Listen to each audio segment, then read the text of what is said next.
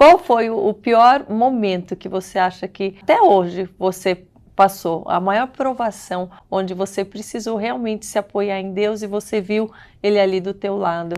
Quando eu comecei a cantar mesmo, ministrar, pegar o microfone e ter a liberdade de fazer todo o louvor, foi com 17 anos. Foi um ano depois do canal, né, que eu comecei a gravar no canal. E eu comecei a ter muita dificuldade de ouvir os tons das músicas. Eu tocava uma música e o meu ouvido não entendia aquele tom. E eu acabava cantando a música totalmente fora do tom. Só que na hora eu falava assim, pode ser porque eu não estudei música ainda, eu comecei a cantar mais tarde, meu ouvido não tá familiarizado com a música tanto quanto uma criança que começa a cantar com 3 anos de idade. Tem crianças 3 anos lá louvando, eu não, gente, eu me escondia. Foi um ano, Karina, um ano assim, muito difícil pra mim como adolescente. Eu me sentia adolescente na época ainda, né, 17 anos eu me sentia menina. Foi muito difícil porque eu fui meio que incentivada pelo meu namorado na época a cantar. Eu ainda não tinha formado aquela paixão pela música ainda. Tava sendo construído esse desejo de cantar, por causa do medo. E eu falava, Deus, eu nem queria cantar. Eu chegava no quarto e falava, eu nem queria cantar, Deus. Você tinha algum outro sonho ou achava que tinha alguma outra habilidade fora isso? Você acredita que não? Você não queria cantar e não queria fazer nada, Mari? Não, mentira. Me defender aqui a minha pessoa. Eu gostava muito de animal na época. Aí, então, veterinária. Pronto. Só que não deu tempo nem de pensar em fazer alguma coisa na faculdade, estudar, porque eu tava estudando ainda, conheci minha esposa, a gente começou na música, se dedicou, a família não aceitava. Podia abrir um pet shop. Podia, né? Hoje a gente pode investir em várias empresas, né? Bota algumas pessoas pra trabalhar e pronto.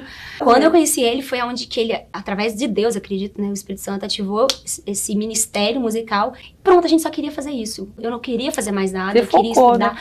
E os meus pais, os meus sogros também, você não vai estudar, você não vai fazer faculdade? Eu falei, não, eu quero música. Isso veio dele, né? Ele entendia que pra dar certo a gente tinha que ser constante. Sim. Não dá pra dividir, não dá pra eu tentar ser uma veterinária. Desistir toda hora. Aí com a cara e coragem, com tudo que a gente tinha ali, se dedicar. Nesse tempo aí, quando eu descobri, quando eu me vi errando muito, não conseguindo cantar, às vezes eu acertava de 4 uma música e todo mundo via na igreja que eu errava, não tinha como fugir disso, gente. Eu ia embora chorando, falava, Deus, eu nem queria cantar, eu tava fugindo disso, o Senhor me trouxe pra esse lugar pra cantar e eu não consigo cantar, deixa pra outras pessoas, tem gente tão mais preparada, que cantam melhor, que sabem fazer, que são estudadas, e só que ali o Espírito Santo é muito perfeito, né? Você entendia que era um direcionamento, era um tipo, continua. Eu voltava pra tentar fazer de novo. O Espírito Santo me dava uma paz, que na época eu não sabia, né, que eu não tinha uma resposta, tipo, filha, acalma seu coração, não, eu sentia paz, vai ficar tudo bem, eu sentia essa paz, e eu voltava pra ministrar de novo, e eu passava pro mesmo problema, e eu ia embora chorando, e eu questionando Deus, por quê?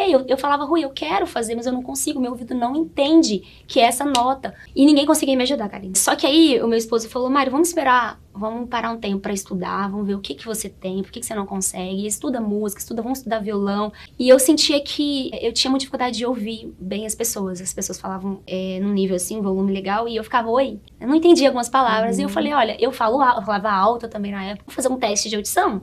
Né, vai, né? Não esperava, tá? Sim. Eu fui sem saber que eu tinha um problema. Cheguei lá, o médico falou, olha, você só tem 10% de um ouvido. O outro é perfeito, é 100%, mas um ouvido, ele é totalmente danificado. E por que depois de 16 anos, por que fui perceber depois de 16 anos? Porque pra fala, pra eu me comunicar com você, até dava.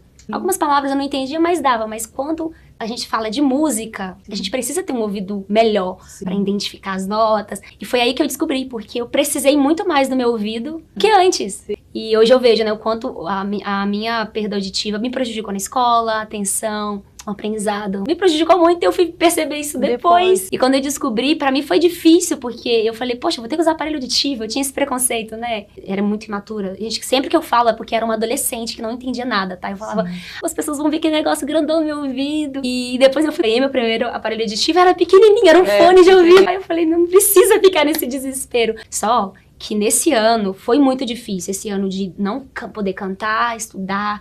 Eu comecei a criar muita insegurança, muitos medos, porque como eu errei muito, depois de conseguir, eu estudei violão, aí eu consegui já entrar no tom, eu já conseguia fazer beleza. Só que a insegurança e o medo de errar vinha de tal forma, eu tive que expulsar isso depois de um tempo, porque eu sabia que era o medo de falhar né? Fala, eu vou subir lá, agora aqui tá bom, chega lá, vou errar. Tudo, O que vão pensar? E eu sentia que era muito o diabo julgando, você vai errar, você não consegue, você não faz nada direito. E eu subia assim, tremendo pra ministrar. Eu já sabia fazer. A gente tem as técnicas, né, de solfejar antes.